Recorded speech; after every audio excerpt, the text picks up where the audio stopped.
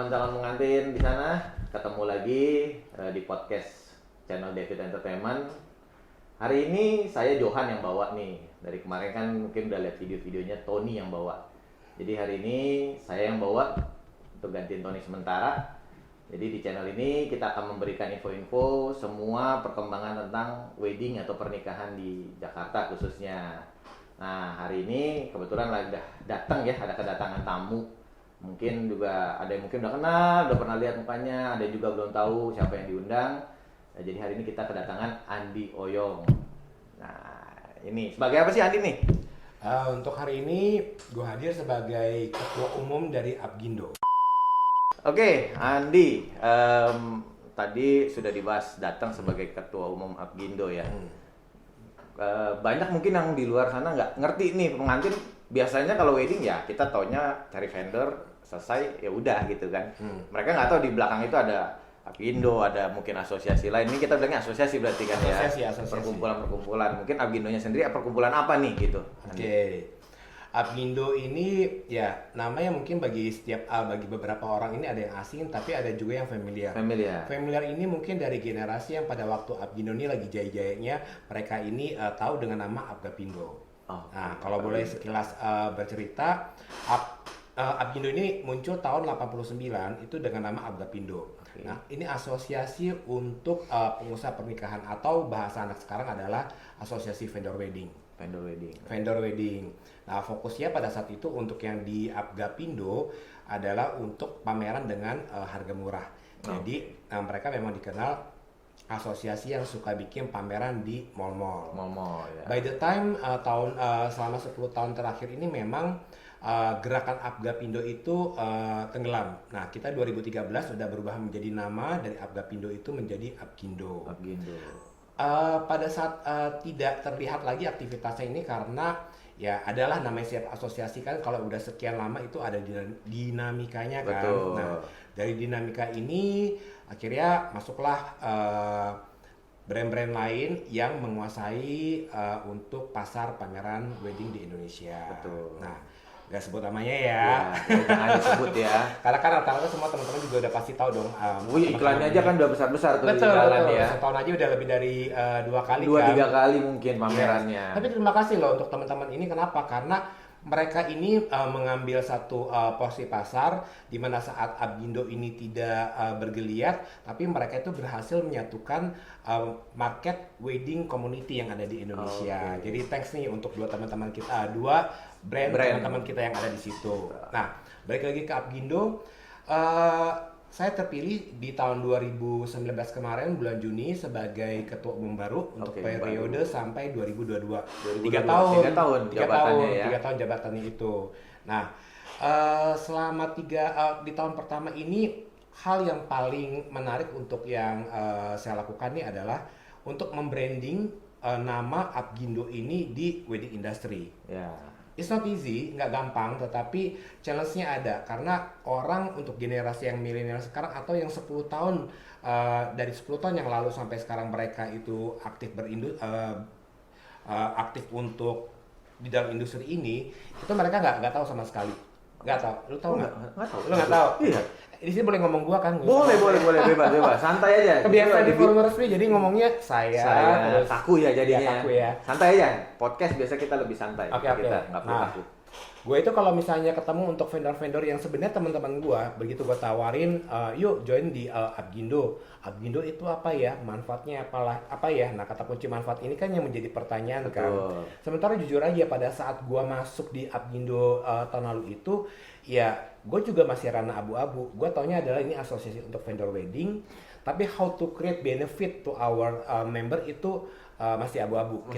Kita masih recreate bareng dengan teman-teman pengurus yang lain. Nah, thanks God begitu di tahun ini pada saat kondisi pandemi ini ternyata manfaat untuk Apgindo sebagai asosiasi ini muncul. Kenapa? Karena kita sebagai asosiasi yang resmi di Indonesia, kitalah yang punya opportunity untuk menjadi pairing dengan government, pemerintah pusat atau pemerintah daerah gitu. Dan jadi kita ini bisa sebagai wadah untuk menyalurkan nih aspirasi teman-teman yang di industri wedding ini kepada pemerintah. Misal Yang dibutuhkan apa sih pada saat awal-awal pandemi itu kan banyak pemutusan kerja, Betul. terus kemudian banyak yang dirumahkan, industri nggak jalan, pasti butuh support dong para owner-owner ini untuk kelangsungan produksinya, Betul. kelangsungan usahanya. Nah itu bisa via asosiasi kita untuk ke pemerintah. Itu satu. Oke. Nah ini yang dirasakan manfaat yang pertama. Ya. Yang kedua adalah setelah semua sudah mulai terbiasa dengan kondisi pandemi ini, pasti ada permintaan dong dari teman-teman industri ini. Kapan dong industri pernikahan ini dibuka? Bisa jalan lagi Bisa lah jalan ya. lagi, ya kan? Kita punya saving udah mulai berkurang nih karena dipakai untuk operasional. Untuk kemudian bayar biaya THR yang kemarin ini. Nah, Bareng ya, pas banget bareng ya. semuanya kan. Harusnya pada saat kita bisa cuan banyak sebelum lebaran, akhirnya kita harus shutdown.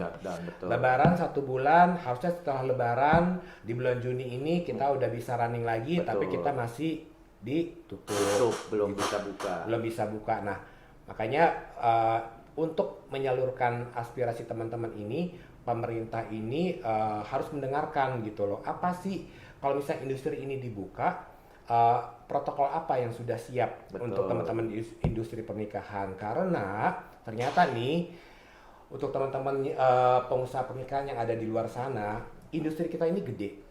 Ya. Besar banget perputaran uangnya. Betul. Itu bukan cuma bicara 1-2 M, tetapi puluhan triliun. Betul. Tapi eksistensinya ini tidak diakui oleh pemerintah. Kenapa nggak diakui pemerintah? Karena tidak ada penyampaian data, informasi mengenai seberapa besar pemain di industri pernikahan ini. Itu sangat disayangkan loh.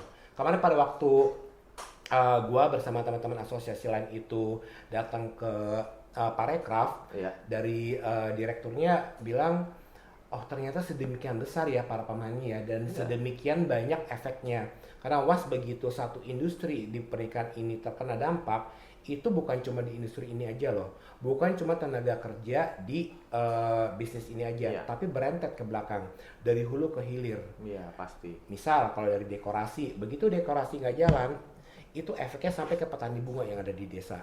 Karena kan ngeri kan, bunga itu kan nggak mungkin bunga nggak mungkin lu bilang lu jangan tumbuh dulu ya kan, nanti pada saat dibutuhkan lu baru panen, nggak mungkin dong. Kan bunga juga ada ada musimnya juga. Nah begitu lu harus dipanen tapi nggak ada marketnya menyerap, bunga itu jadi waste. Itu sayang banget.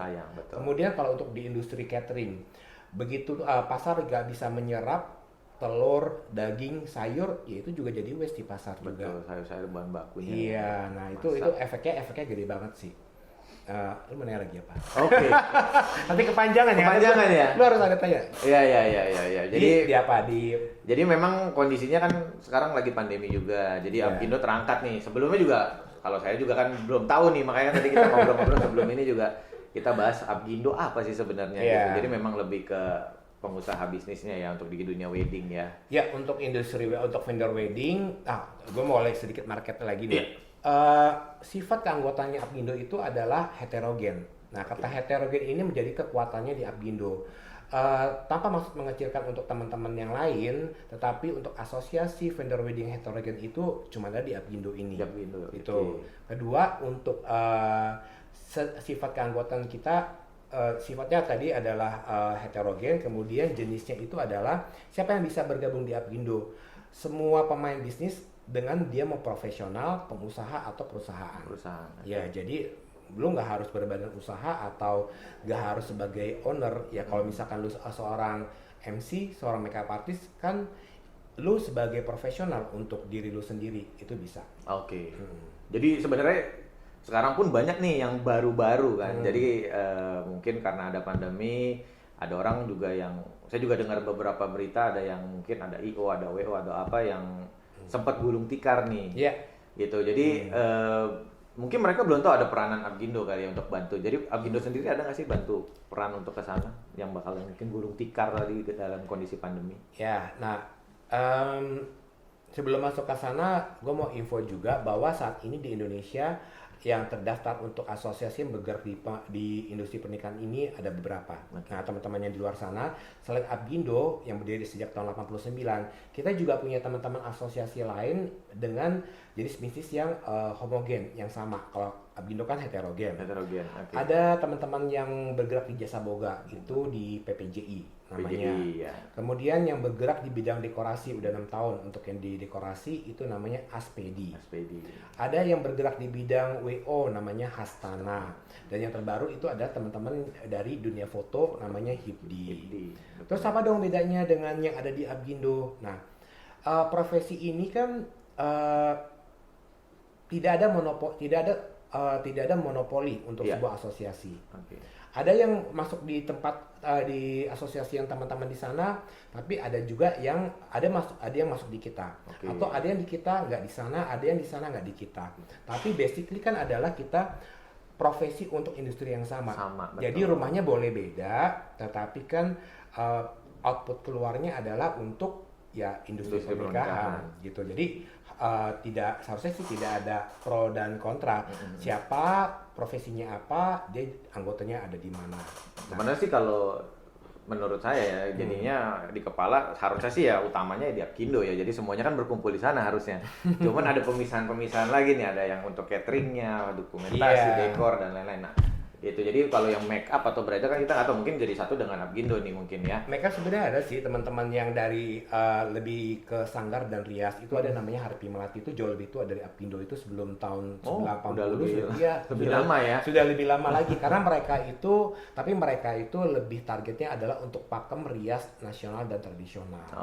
Nah, tapi belum ada memang wadah untuk yang khusus untuk make up artis ya.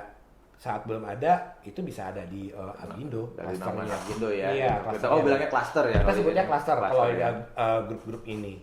Nah, tadi yang kamu nanya mengenai manfaat ya, untuk manfaatnya. Nah, manfaat ini kita bisa berikan, tapi memang beda ya. Kalau di Apgindo itu kita fokusnya adalah kita menciptakan marketplace yang heterogen. Dengan marketplace yang heterogen itu berarti opportunity untuk berbisnis atau untuk memperluas bisnis kan jauh lebih besar. Karena saat ini kan yang lebih dibutuhkan ya lu punya brand bagus, lu punya satu sumber daya yang bagus, tapi kalau lu nggak punya link bisnis sama aja bohong kan. Berarti lu cuman seperti kura-kura dalam tempurung. Ya taunya lu kerennya di rumah lu sendiri, tapi di luar nggak ada yang tahu kan. Nah, kita mau menciptakan yang di Apgindo ini jauh lebih murah, jauh lebih besar. Compare kalau misalkan lo mau masuk ke sebuah marketplace yang lo harus berbayar sekian juta untuk 1 tahun, kan, sekian untuk mendapatkan akses dan sebagainya.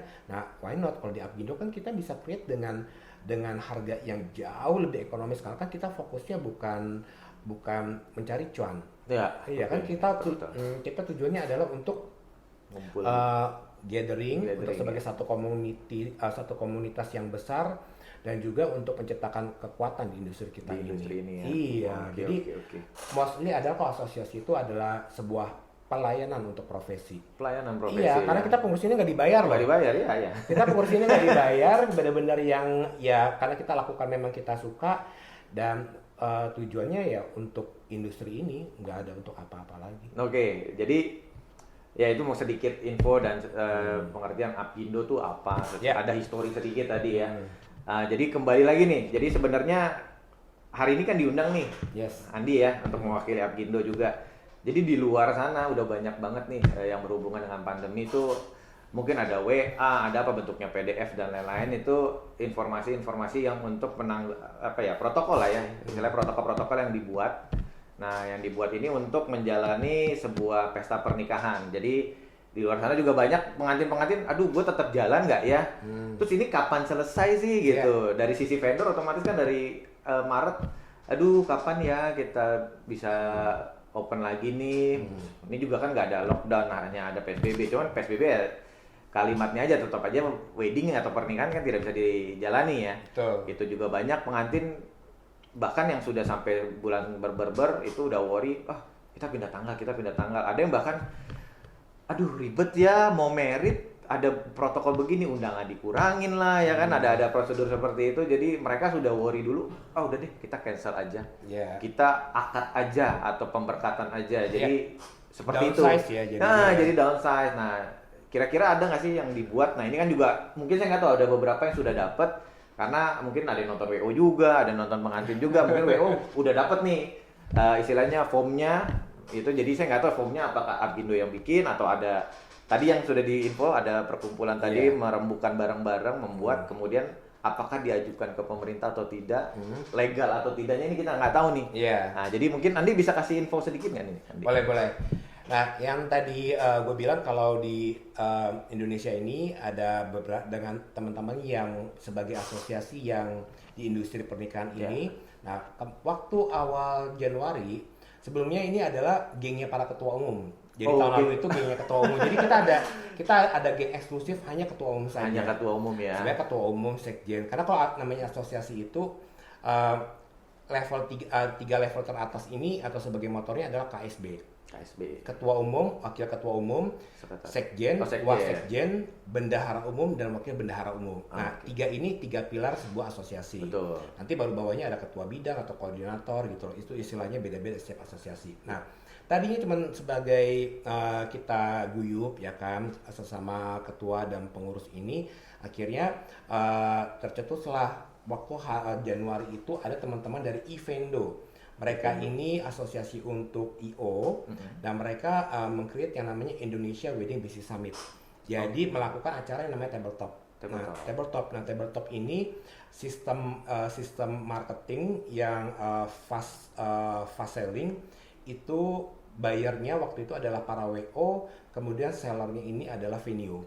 Nah, karena kita di situ juga sekaligus menggunakan momen itu untuk kita publish bahwa geng ini bukan cuma geng rumpi aja gitu sebutannya, ngobrol rumpi ya, tapi kita harus menegaskan posisi kita. Nah, jadi kita ngundang media dan kita publish lah geng kita ini namanya GP3I.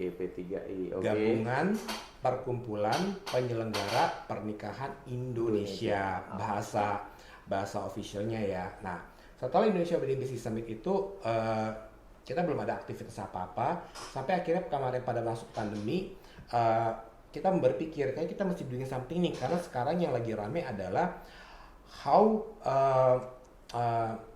we do for the new normal in wedding industry. Kita mesti create nih paduan ini. Masing-masing asosiasi ini kan pasti banyak orang-orang yang capable untuk jelasin the new normal based on dari protokol kesehatan. Makanya dibuatlah tadinya mau Zoom melibatkan 6 asosiasi ini. Akhirnya kayak pikir kita bikin live streaming aja deh. Kalau bikin Zoom itu kan satu takutnya nge-lag, kedua mungkin ke distract ya kan, dan tampilan visualnya kan nggak jernih kan. Nggak jernih. Tahu saya juga kalau nggak salah kalau nggak berbayar itu ada durasinya. Ya, tapi kayaknya kita kalau Zoom-nya Abindo sih udah berbayar dong. Berbayar ya? Oke.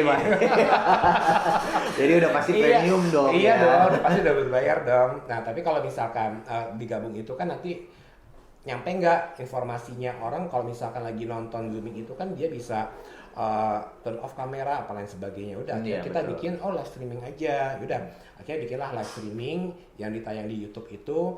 Kita berbagi sesi. Nah, Abindo di GP3I itu live streaming itu membuat di tema membahas soal the new normalnya gaun, jas dan invitation online. Nah, setelah selesai kita cuma mau meng-create ini ditayang di live YouTube sempat 1 minggu karena waktu itu udah mau Lebaran. Kita kita do nothing sampai akhirnya kayaknya kan kita ini asosiasi ini kan punya akses ke pemerintah. Nah, karena ada muncul namanya mau lakukan audiensi. Nah, kalau lakukan audiensi itu kan berarti kita harus ada yang dicetak dong untuk dikasih. Betul. Nah, mulailah gerakan berikut lagi di GP3 ini, yaitu gerakan untuk membuat materi live streaming YouTube itu menjadi satu buku cetakan guidance. Dari guidance itu, nah ini yang serunya nih, dari guidance yang tadinya hanya sifatnya internal, masih berupa draft, kita perlu cek lagi nih sama asosiasi lain, keburu viral, keburu beredar. Jadi orang mungkin karena passionnya teman-teman kreatif ini lagi nunggu ini mau buru-buru begitu. Padahal yang diterima di pengurus masih ada banyak revisi, udah keburu di blast. Nah, akhirnya lucu banget sampai beredar ke hampir di daerah-daerah di luar Pulau Jawa. Nah, cuman kita udah mengingatkan mereka ya khususnya teman-teman yang punya jaringan di luar ya, karena Apindo itu baru ada 2 di DKI Jakarta sama di Banten. Oh, di Banten. Teman baru ada 2, tapi ke depannya kita akan bikin lebih luas lagi. Nah, akhirnya kita bikin lah, kita edit dan sebagainya, keluarlah sekarang protokol yang memang official dibuat oleh GP3I. Dari materi yang dibuat GP3I inilah yang kita bawa ke pemerintah. Ya, tadi gue bilang pemerintah ada pemerintah pusat dan pemerintahan daerah. Nah, tiap daerah itu kan punya otonomi yang berbeda-beda. Betul. Nah, jadi based on dari protokol yang sifatnya umum ini dibawalah oleh teman-teman yang ada perwakilannya di daerah itu untuk mengajukan ke pemerintah kotanya atau ke pemerintah daerahnya untuk dibuka lagi industri pernikahannya. Jadi nggak bisa bersifat nasional karena keputusan dari pusat itu kan nggak bisa bersifat global karena kondisi setiap daerah itu kan beda ya. Betul. Zona merah, hijau dan birunya ini. Nah, kalau gitu di daerah saya teman-teman udah mulai bergerak yang di DKI ini. Saya ngomong di DKI ya teman-teman ya. Yang harus di DKI ini karena jadi parameter. Kenapa kita belum dibuka untuk industri sementara? Tetangga kita yang terdekat Bekasi udah duluan buka. Udah duluan, betul. Tangerang mundur, yang tadinya ditambah lagi PSBB-nya. PSBB-nya ditambah. Tadinya kan 14 kemarin, dimundurin lagi kan. Kemudian Bogor juga udah buka ya kalau nggak salah. Bogor kemarin sempat buka. Oke, itu udah dibuka juga. Ini karena di DKI ini lebih kompleks. Daerahnya kan sangat luas. Betul. Satu wilayah ini sendiri masih ada turunannya kelurahan, RT, RW lagi. Betul. Makanya sekarang yang berlaku dari pemerintah itu dibikin adalah PSBL, pembatasan sosial berskala lokal. Jadi nggak bisa sifatnya umum tapi lokal-lokal punya. Betul. Nah, inilah yang akhirnya jadi concern untuk pemerintah untuk industri pernikahan ini. Nah, mungkin tadi ditanya sama lu sejauh mana sih Apindo bersama teman-teman asosiasi udah bergerak. Satu, kita sudah bergerak yang namanya yang terkait itu ada 3 dinas. Dinas Pariwisata Ekonomi Kreatif, Dinas Kesehatan dan juga Dinas Ketenagakerjaan. Ya. Nah, yang berhak mengajukan kita punya protokol ke Pemda DKI untuk industri ini dibukanya kapan? Ya. Nah, itu adalah di Parekraf. Kita sudah ketemu ke sana, kita juga sudah audiensi dan mereka bilang, oh sebelumnya kita ada pre-audiensi. Jadi bertemu dengan Parekraf itu, bertemu di DPRD. Nah, karena kan mereka kan perwakilan partai fraksinya dan mereka itu meminta kepada dinas untuk melakukan audiensi. Nah, protokol itu udah kita kasih. Protokol itu kita kasih. Tadinya industri kita ini kan ya itu tadi bilang ada dan tiada. Betul. Ada namanya, ada usahanya, tapi tidak diakui eksistensinya. Nah, kita dianggap ini adalah di bawah MAIS. Di bawah MAIS PHRI. Nah, tadinya itu dapat jadwal hari 1 hari dengan teman-temannya dari Mas dan PHRI. Ternyata melihat protokol kita jauh lebih lengkap dan jauh lebih siap, akhirnya kita dibikin sesi khusus. Nah ini kerennya. Kenapa? Karena kan harusnya kita kan nggak diakuin. Betul. Tapi mau dibikin sesi khusus karena protokol kita lebih lengkap. Nah pada saat kita di audiensi itu, mereka juga bilang, wah ini udah jauh lebih siap. Ada permintaan dari kita kapan? Kan mostly orang akan bertanya kapan nih dibuka, dibuka. Betul. Dari dinas mengatakan perhitungannya itu kita nggak bisa memperkirakan besok, lusa atau kapan lagi, karena semua itu berdasarkan dari kurva COVID-nya. Kurva COVID-nya kalau naik ya nggak bisa dibuka gitu loh. Semua juga pengen harap dibuka cepat kan. Tapi kalau kurva COVID-nya itu menurun, ya itu akan dibuka bahkan lebih cepat dari perkiraan. Kan kita masih nunggu sampai tanggal 4 Juli ya kalau nggak salah. Iya. Sampai bulan Juli. 4 Juli itu akan direview lagi. Nah, kita udah mengajukan ke sana, berarti protokol itu kita udah siap. Basically udah siap, tinggal nunggu kurvanya doang. Oke, jadi patokannya kurva ya. Kurvanya doang. Nah, kemudian kita juga nggak berhenti di pemerintah di Pemda doang, tapi kita juga ke pemerintah pusat, di mana industri pernikahan ini ada di bawah Kementerian Pariwisata dan Ekonomi Kreatif. Nah, untuk deputi bidang event kita udah ke sana juga, udah ke kantornya. Kita kasih juga ke direkturnya, dia bilang oke, kalian kelihatan udah siap, tapi dia pengen lihat simulasinya. Oke. Nah, sekarang jadi GP3I ini dan juga teman-teman asosiasi lain juga sedang membuat nih yang namanya simulasi based on protokolnya Protokol, kita. ya, Tuh. ya, ya, betul, Nah, betul. ini sedang kita lagi proses ongoing. Nah, berkaitan dengan itu juga pemerintah tuh sebenarnya mau support kita untuk namanya ketenaga kerjaan. Oke. Mereka itu punya program Kementerian Pariwisata untuk program namanya KUR, Kredit Usaha Rakyat. Jadi memberikan pinjaman kepada setiap pemilik usaha ini dari nilai 25 juta sampai 500 juta. Tapi ingat kalau untuk mengajukan itu berarti harus terdaftar secara legal. Betul. Punya badan hukum, punya MPWP dan punya syarat-syarat yang official lah. Oke. Nah, makanya begitu. Tapi mereka sekarang meminta ke kita akan didaftarkan sebagai peserta, ya tapi kita harus mengajukan siapa anggota kita, kemudian setiap anggota kita harus mendaftarkan juga ya dia punya data usahanya. Data usahanya ya. Betul. Sekarang sih rasa teman-teman kalau mendapatkan additional benefit dari pemerintah ya ada langkah yang bisa dilakukan seperti Betul. itu. Kalau memang mau legal ya, cuma memang kalau mau legal. Kalau dengar-dengar ya banyak sekali nggak legal sebenarnya ya. Ya ada yang nggak report, ada report iya. sebagian Iya. gitu kan. Betul. Jadi ya silakan. Pokoknya Pak ya pemerintah open kok buat untuk kita. Tinggal tergantung teman-teman pengusaha ini ya kalian orientasinya yang mana? Kadang-kadang ada yang mungkin ini side job ya atau bisnis sampingan lah ya. Bisnis sampingan. Jadi kalau yang bisnis utama mungkin dia sudah ada legalnya, jadi bisa nggak perlu lah jadinya. Iya. Toh juga di wedding tidak dilegalkan oleh pemerintah sebenarnya. Iya, tapi kita sudah pengetahuan dulu yang kok. Abindo ini ada 3 kementerian yang menaungi ya. Yang pertama kita sudah di bawah Kementerian Perindustrian. Ya. Nah, kalau Kementerian Perindustrian ini lebih relevan untuk teman-teman yang menggunakan mesin untuk produksinya. Okay. Misal apa? Produksi untuk garment. Ya. Itu relevan karena kan ada mesin yang dipakai. Ya. Kemudian industri untuk souvenir atau untuk menciptakan atau industri makanan packaging. Nah, ya. itu cocok relevan. Kedua, untuk teman-teman yang di Sanggar, MC, kemudian Rias, itu ada rumah baru. Rumahnya ada di Kementerian Pendidikan dan Seni Budaya. Oh, masuk seni budaya. Nah, masuk di situ. Ya. Nah, kita lagi proses audiensi.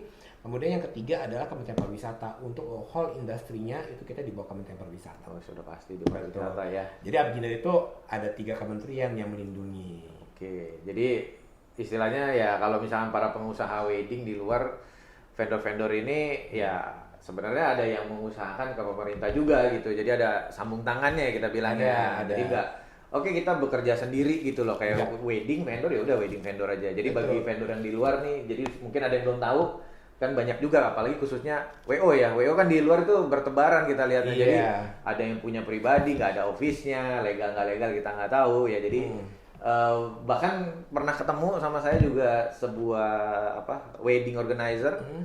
Ditanya-tanya prosedur dia nggak tahu. Terus saya tanya, jadi ini gimana? Ya dia mengarahkan semua pengantinnya postpone ke tahun depan semua. Jadi udah pasti ya nunggu vaksin ya dia bilangnya. Nunggu vaksin nggak bisa dalam waktu dekat bos. Itu iya. Kan masih lama. Mungkin bisa setahun 2 tahun ya vaksinnya ya. Lu nunggu vaksin yang ada dunia nggak berputar nanti. Iya, dia juga duitnya nggak putar ya. Kecuali itu yang tadi kita bilang bisnis sampingan. Jadi ada bisnis utama. Iya. Oh satu lagi yang gue mau informasi juga. Oh ya apa gimana? Mengenai kita kemarin udah lakukan audiensi ke Dinas Kesehatan. Siapin siapa sih gitu ya barang-barang APD terus juga masker kemudian juga mungkin ada yang mungkin dibahas mengenai rapid test tadi yang mau dikenakan budgetnya ke siapa itu ya jadi mungkin ada prosedur atau solusinya atau gimana? Stay pada harga lo saat ini, misalkan mau ada penyesuaian, ya penyesuaian itu kan bukan berarti sampai lo harus banting-banting. Ingat, penyesuaian itu bukan berarti lo harus banting harga. Dari Andi sendiri, ada nggak maksudnya ke calon pengantin supaya, oke nggak apa-apa nih tahun ini protokolnya memang bisa dijalankan nih.